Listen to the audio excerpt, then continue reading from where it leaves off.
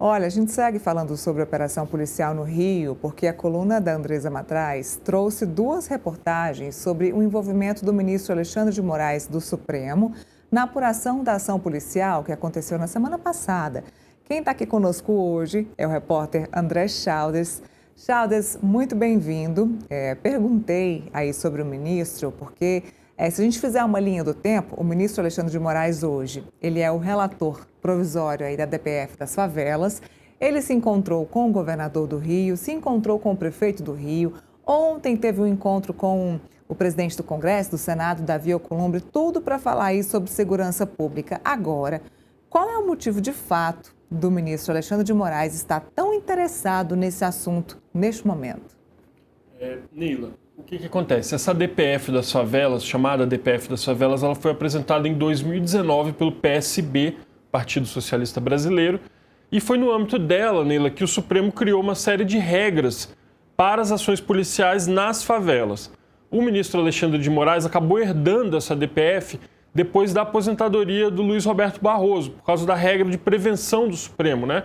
Então, a regra diz que a DPF, o acervo, na verdade, do Barroso, iria para o colega mais antigo depois da entrada dele, seria o Fachin, só que como o Fachin está presidindo o STF nesse momento, essa bola acabou sobrando para o ministro Alexandre de Moraes, que parece bastante interessado em manter, Neila, o protagonismo dele, né, nos assuntos que dizem respeito ao Brasil, depois aí do desfecho do julgamento do ex-presidente Jair Bolsonaro, ou pelo menos da parte mais importante do julgamento do ex-presidente Jair Bolsonaro.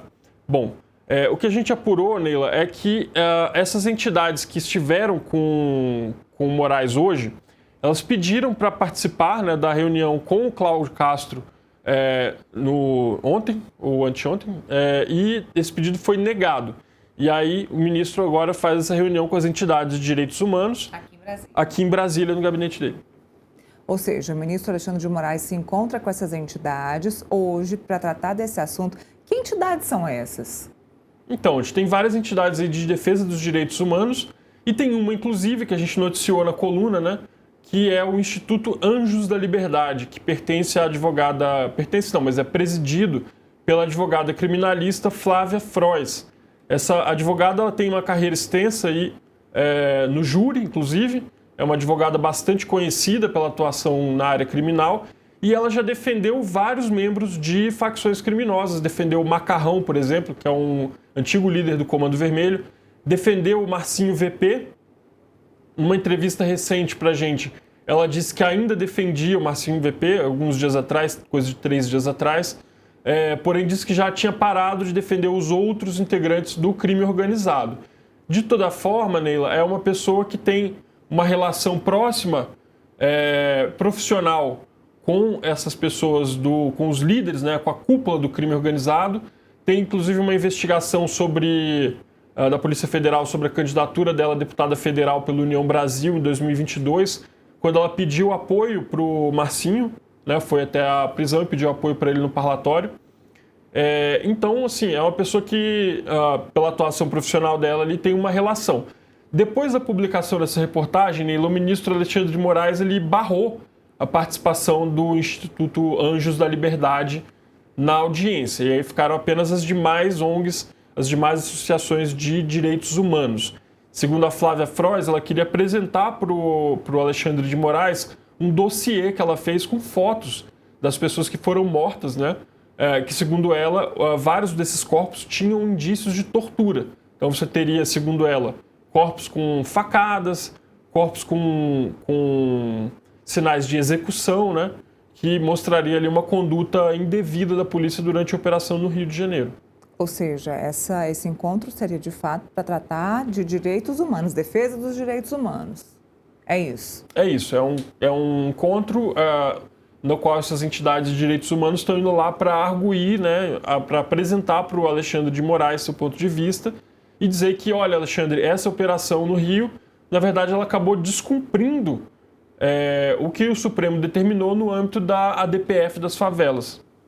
Agora, o ministro Alexandre de Moraes tem, óbvio, ele está conversando, ele está investigando, foi até o Rio de Janeiro, conversou ontem com o presidente do Congresso, vem atrás de informações para se municiar, para saber o que fazer aí a respeito da DPF das favelas. E o que ele pode fazer? Em que pé que está a DPF das favelas? O que ele pode fazer daqui para frente?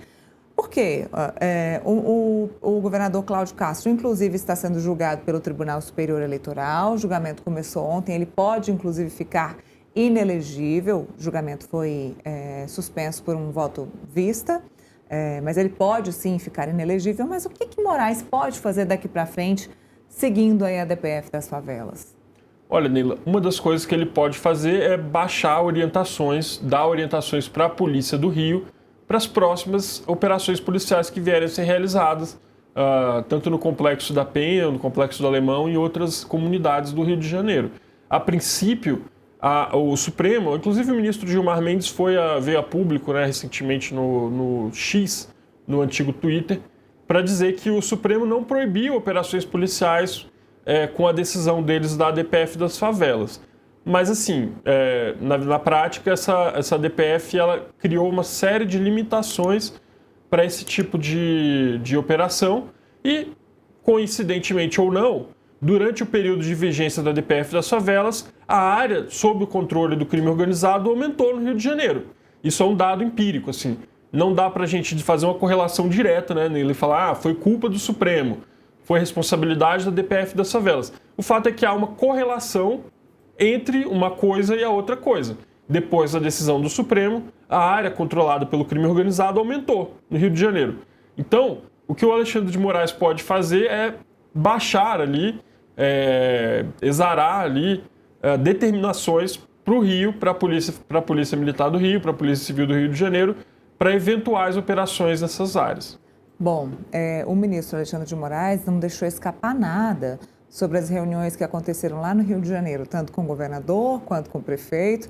Aqui com o Davi Alcolumbre também não escapou nada. Ou seja, hoje também não vai ser diferente. Ele quer manter em sigilo todas essas reuniões para saber o que vai ser daqui para frente. Vamos ver o que vai acontecer, se vai ter mudança na DPF das favelas, porque a DPF das favelas já existe, de fato, porque muita gente me pergunta, a DPF das favelas ainda está em julgamento? Já existe um conjunto de regras e de normas para que as polícias possam fazer essas operações nas favelas e nos morros do Rio de Janeiro. Não é que essas regras não existam, elas já existem, né? Mas o ministro ainda pode fazer algumas mudanças. Sim, ele pode fazer modificações.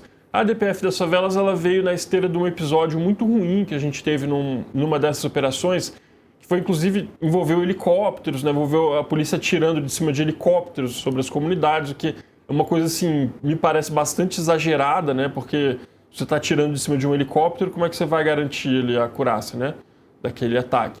Então, veio na esteira de um episódio bastante ruim. E já existem regras, já existem essas determinações do Supremo. Não pode acontecer em determinados horários, não pode acontecer em perímetro de escolas, não pode acontecer, enfim, de uma série de limitações que existem. O governo do Rio, Neila, nega que ele tenha violado a DPF, tá? Isso é importante a gente dizer. Tanto o secretário da Polícia Civil lá, o Felipe Cury, quanto as outras autoridades do Rio de Janeiro dizem que a operação seguiu, sim, todas as orientações do Supremo. Eu acho que isso é uma coisa que o Alexandre de Moraes vai tentar avaliar. Ele, segundo pessoas que tiveram no encontro dele lá com o Cláudio Castro, a reunião começou de forma tensa, né? Mas depois parece que, ao fim e ao cabo, eles conseguiram se entender de alguma forma. E aí, bom, aparentemente isso pode ser uma das coisas que o ministro pode vir a avaliar se as determinações do Supremo foram cumpridas ou não. E a gente segue acompanhando, né? Vamos seguir acompanhando essa reunião que é hoje, né? Com esses institutos, principalmente esse da advogada. Qual é o nome dela? Flávia Frois, doutora Flávia Frois. Hoje, então, temos mais essa reunião. Não deve sair nada de lá, porque o ministro está deixando tudo muito em sigilo, mas a gente, claro, segue acompanhando. Mais notícias também na coluna da Andresa Matais. Andresa Matais, lá em parceria com André Chaldes, está lá no portal metropolis.com. Chaldes, muito obrigada. Mais alguma informação? Não, seria isso por enquanto. Obrigada, até a próxima. Obrigado. Valeu. Olha, a Justiça do